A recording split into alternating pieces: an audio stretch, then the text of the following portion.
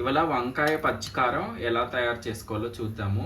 వంకాయలు ఇలా ఫస్ట్ కోసుకొని కొంచెం సాల్ట్ వాటర్లో వేసుకొని పక్కన పెట్టుకోండి.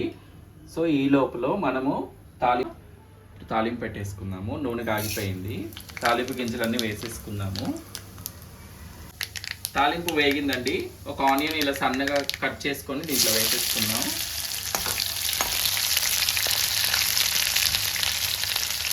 కొంచెం కరివేపాకు కూడా వేసేసుకోండి. కొంచెం అల్లం వెల్లుల్లి పేస్ట్ వేసుకోండి. పచ్చివాసన పోయేంత వరకు వేయించుకోవాలి. ఆనియన్స్ కూడా బాగా కొంచెం 1 మినిట్ వేయించుకోవాలి. ఆనియన్స్ వేగినాయండి. ఇప్పుడు వంకాయలు వేసేసుకుందాము.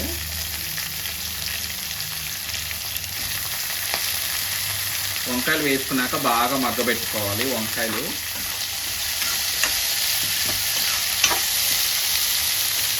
కొంచెం పసుపు యాడ్ చేసుకోండి.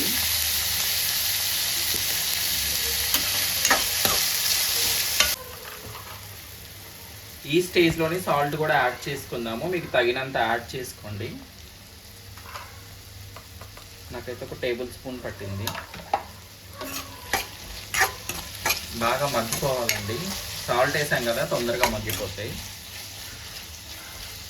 సో వంకాయలన్నీ ఇలా బాగా మగ్గిపోయినాయండి. ఇప్పుడు పచ్చికారం మీకు ఎక్కువ కారం తినే వాళ్ళైతే ఎక్కువ వేసుకోండి. ఈ క్వాంటిటీకి ఇది సరిపోతుంది. సో ఇదైతే నేను మిక్సీ జార్లో వేసుకొని పక్కన పెట్టుకున్నాను. ఇప్పుడు ఇది యాడ్ చేసుకొని జస్ట్ ఒక 1 మినిట్ ఉంచిన తర్వాత స్టవ్ ఆఫ్ చేసేసుకోండి, అయిపోతుంది. ఇది ఎక్కువసేపు వేగించే అవసరం ఉండదు. వేసుకొని బాగా కలుపుకోండి. ఒక 1 మినిట్ ఉంచుకున్నాక స్టవ్ ఆఫ్ చేసుకోండి. వంకాయ కూర రెడీ అయిపోతుంది. చాలా బాగుంటుందండి ఇది. అన్నంలోకి, వేడివేడి అన్నంలోకి నెయ్యి వేసుకొని తింటే. మీకు కనుక ఈ వీడియో నచ్చితే కమెంట్ చేయండి. మీరు కూడా ట్రై చేయండి, సబ్స్క్రైబ్ చేయండి.